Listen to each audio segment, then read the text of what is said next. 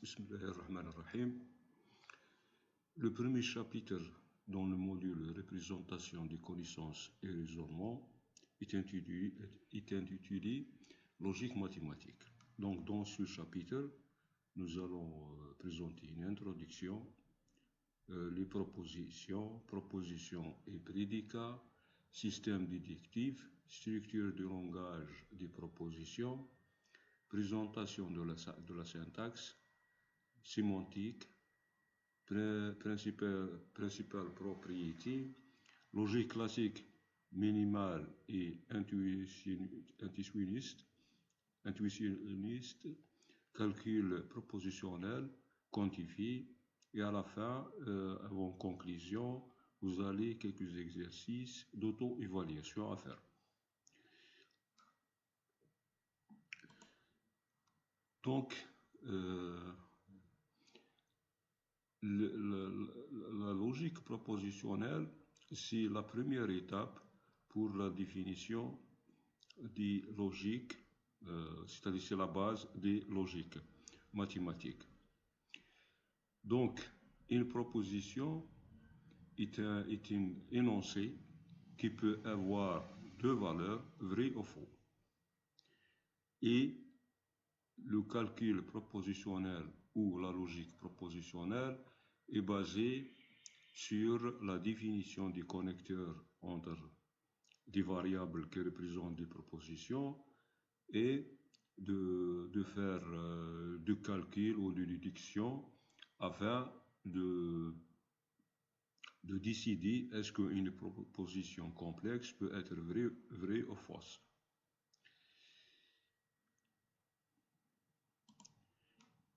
Donc, une proposition, comme par exemple 2 plus 2 égale 4, peut être vrai ou faux.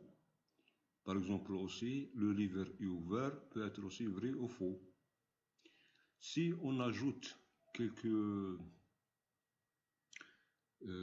opérateurs de quantification, on peut aller à une autre logique qui s'appelle la logique modale. C'est-à-dire, je peux par exemple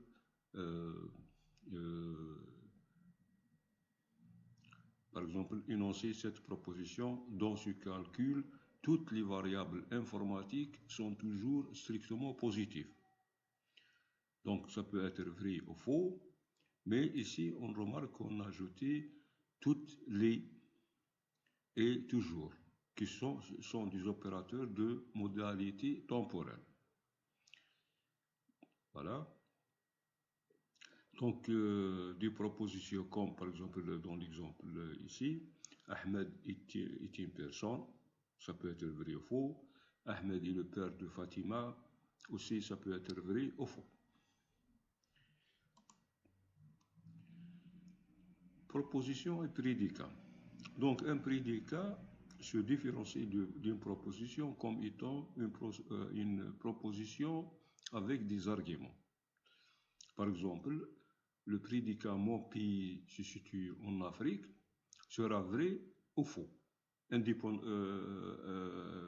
ou indéterminé, et tout ça dépend de la valeur de mon pays. Par exemple, si je suis en Algérie, cette proposition sera vraie, sinon sera fausse. Par exemple, ici, il y a des exemples. Mon frère a une fille. Le prédicat peut s'écrire a fait mon frère. Qui peut être, ce prédicat peut avoir deux valeurs, vraies ou faux. Mon oncle a un fils. Le prédicat peut s'écrire a fils mon oncle.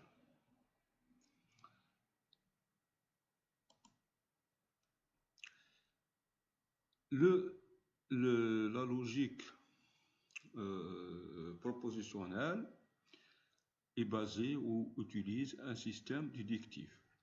Un système déductif pour déduire les valeurs des propositions à partir des propositions constituées. Donc un calcul ou un système déductif est en logique un ensemble de règles permettant en un nombre fini d'étapes et selon des règles explicites de déterminer si une proposition est vraie.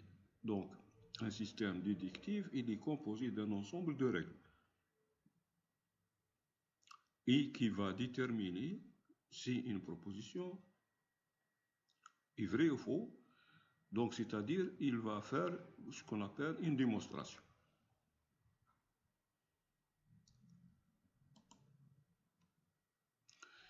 Donc, la logique propositionnelle, c'est un langage qu'on appelle langage des propositions. Donc, dans le langage, on peut avoir la syntaxe et les sémantiques. Donc, la syntaxe, bien sûr, c'est comment on peut écrire syntaxiquement des formules en logique propositionnelle.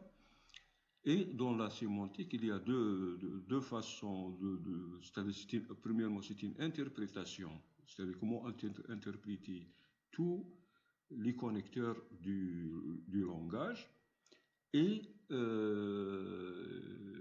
le sens peut être aussi donné par la déduction, c'est-à-dire l'utilisation d'un ensemble de règles d'inférence pour déduire la valeur d'une proposition. Donc, si une proposition est démontrée vraie, on l'appelle, c'est un théorème. Donc, toute formule qui est démontrée vraie par le système d'inférence sera définie comme étant un théorème. Donc, si la sémantique et la déduction seront cohérents, on va dire que notre système est complet.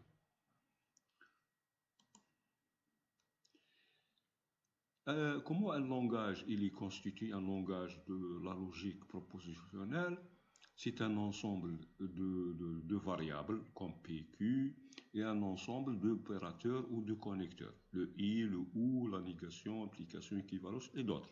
Et on peut utiliser des constantes comme la constante faux, bas, c'est-à-dire que c'est bottom, bot, ou on l'appelle aussi en français bas. Et on peut utiliser des parenthèses et d'autres symboles s'il est nécessaire.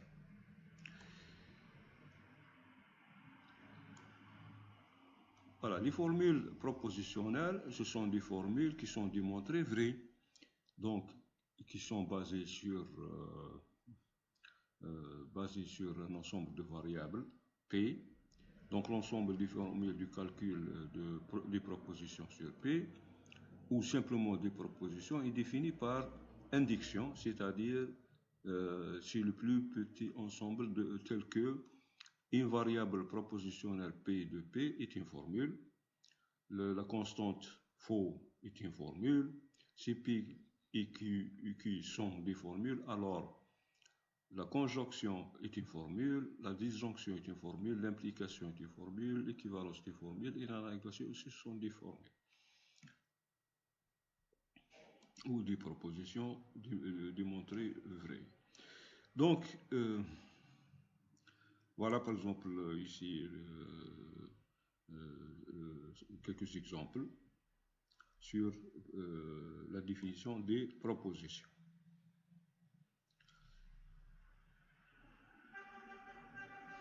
Donc nous avons deux types de systèmes de déduction. Il y a le système donc il y a premièrement le système déductif utilise toujours les règles de déduction appelées aussi règles d'inférence qui s'écrivent comme ça, c'est-à-dire si j'ai phi 1, phi 2 jusqu'à phi 1 qui sont vrais, alors je vais déduire psi.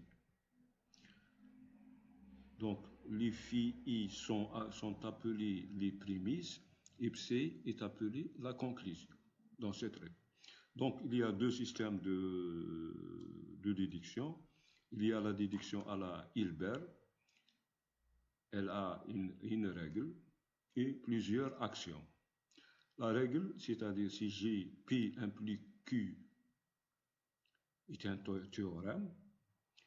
Donc, un théorème, c'est-à-dire c'est une formule vérifiée, c'est-à-dire à la valeur vraie. on l'écrit comme ça.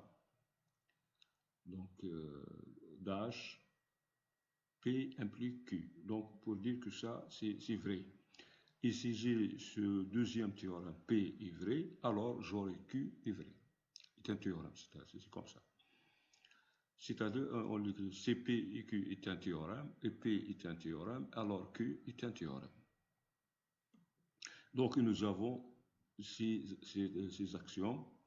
Donc, les actions pour l'implication et le faux, les actions pour la disjonction et les actions pour la conjonction. Il y a le deuxième système de la déduction, c'est la déduction naturelle. Il est basé bien sûr sur un ensemble d'hypothèses représentées par le symbole gamma. Donc pour dire qu'une proposition B est une conséquence d'un ensemble gamma d'hypothèses, on l'écrit comme ça. Voilà. Donc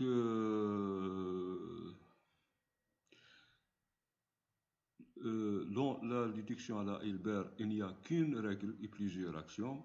Dans la déduction naturelle, il y a un seul axiome et plusieurs règles. Ça, c'est l'axiome.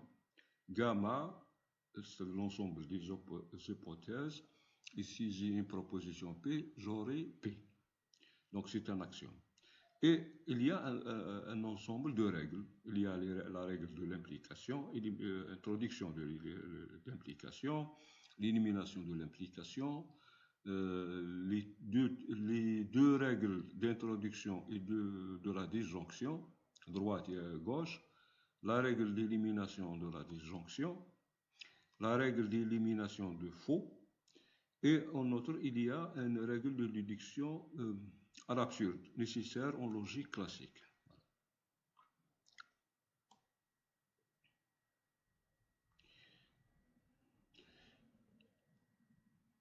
Donc, il y a le calcul des séquences qui est basé sur ce système de déduction naturelle. Quelques exemples de théorèmes. Voilà. La sémantique, bien sûr, on représente la sémantique d'une proposition, si vous voulez. Donc, la sémantique détermine les règles d'interprétation des propositions. C'est-à-dire, en général, c'est un modèle pour dire est-ce qu'une formule est satisfaite ou non.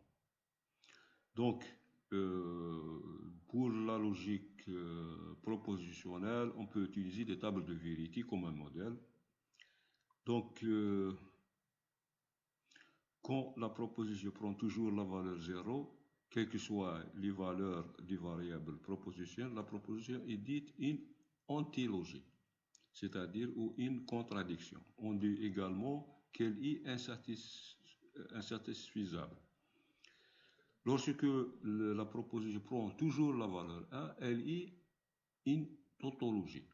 On dit aussi qu'elle est valide. Et on va la représenter par ça. Donc on l'écrit, c'est-à-dire tous les modèles, l'explication de ça, c'est que tous les modèles satisfait une proposition A. Si la proposition prend au moins une fois la valeur 1, on dit qu'elle peut satisfaire ou qu'elle est satisfaisable.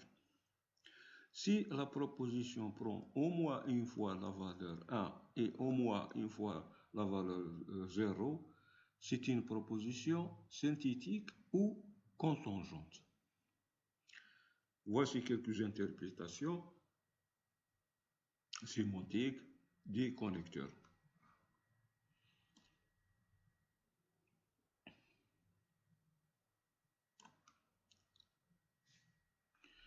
Donc, système complet de connecteurs. On dit un système complet de connecteurs s'il est possible, c'est-à-dire si j'ai un système, c'est-à-dire un ensemble de connecteurs, et à partir de ce petit ensemble, je peux déduire ou écrire tout ou représenter toutes les autres expressions dans la logique propositionnelle. Par exemple, la négation, le et le ou est un système complet. C'est-à-dire, par exemple, l'application peut être écrite en utilisant seulement ces trois opérateurs.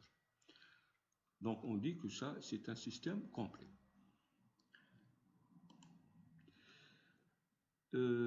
Principal propriété.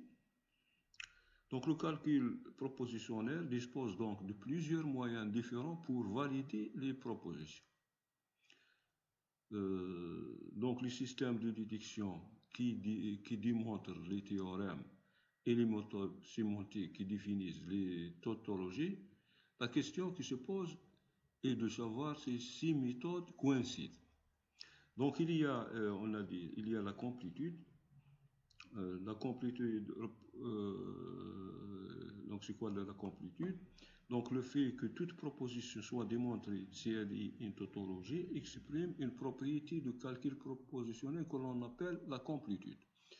C'est-à-dire si elle est vraie, c'est une tautologie, et si on peut la vérifier, on dit que notre système est complet. Il y a une complétude. Cela signifie que la représentation déductive du calcul propositionnel est équivalente à la présentation sémantique. C'est-à-dire, si les sémantiques, les interprétations sémantiques des différents connecteurs de la logique peuvent être équivalentes à la déduction, c'est-à-dire l'interprétation sémantique et les résultats obtenus à partir de déduction coïncident, on dit que nous avons une complétude. Voilà. Il y a quelques remarques ici à lire. Les propriétés de la décidabilité, la cohérence et la compacité. Donc la décidabilité, c'est quoi? C'est-à-dire il est possible d'avoir un algorithme pour faire l'inférence ou la déduction. Le calcul des propositions est cohérent, consistant, c'est-à-dire non contradictoire. Voilà.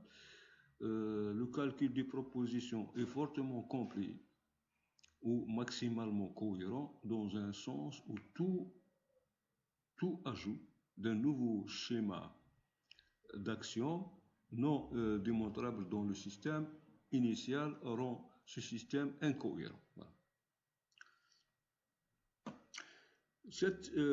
Donc, si la réponse est positive pour tout sous-système fini de ces propositions, alors elle l'est pour toutes les propositions.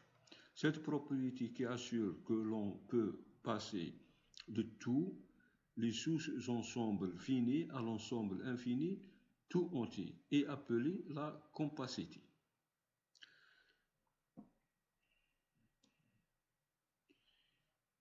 Donc il y a d'autres remarques ou propriétés qui sont basées sur le calcul, les méthodes de calcul et le NP complétude.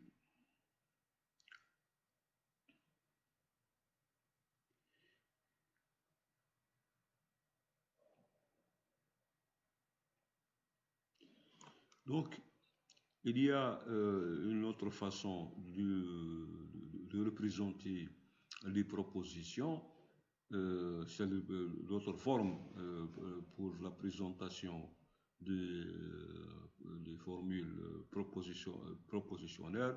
Il y a la forme normale conjonctive, la forme normale disjonctive, c'est-à-dire, par exemple, P, non P, P ou Q, ou P et Q, ce sont des formes normales disjonctives et des formes normales disjonctives. P ou Q et non P ou R, donc nous avons une conjonction de deux disjonctions, alors c'est une forme normale conjonctive, et ainsi de suite. Voici quelques exemples.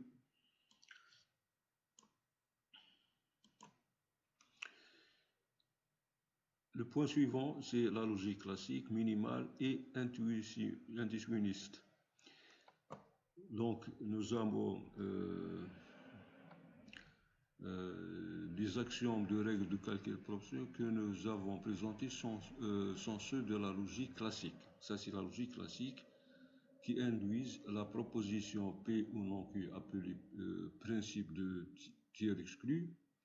Donc cette proposition est appelée élimination de la double négation, etc.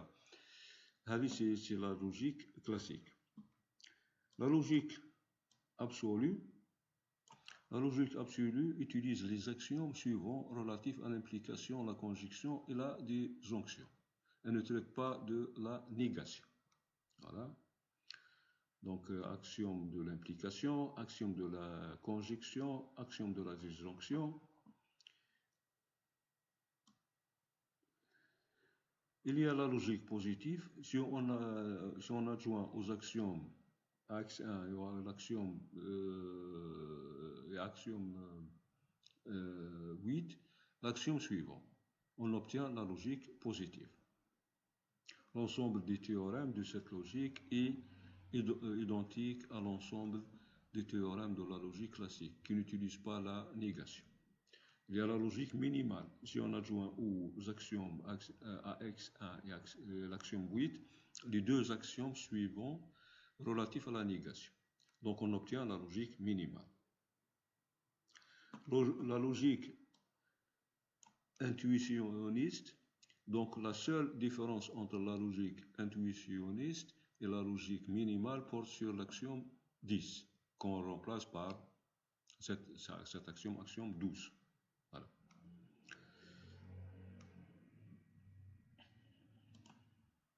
Calcul propositionnel quantifié. Donc si on ajoute les opérateurs de quantification, il existe, et quel que soit, pour quantifier les propositions, ce qui a distingué de la quantification du calcul des prédicats.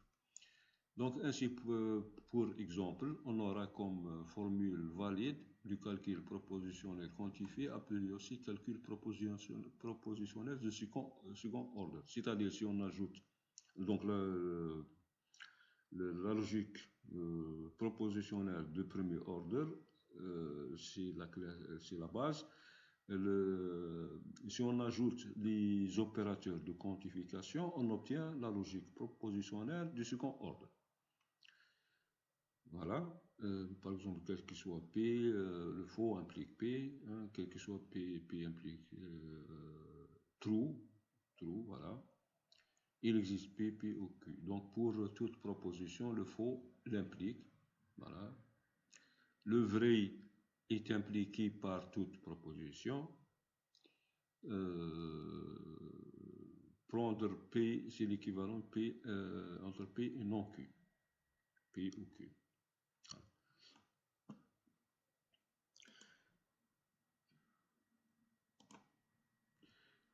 Donc, vous avez quelques exercices à faire, des exercices d'auto-évaluation. Donc, normalement, vous avez 10 exercices à faire.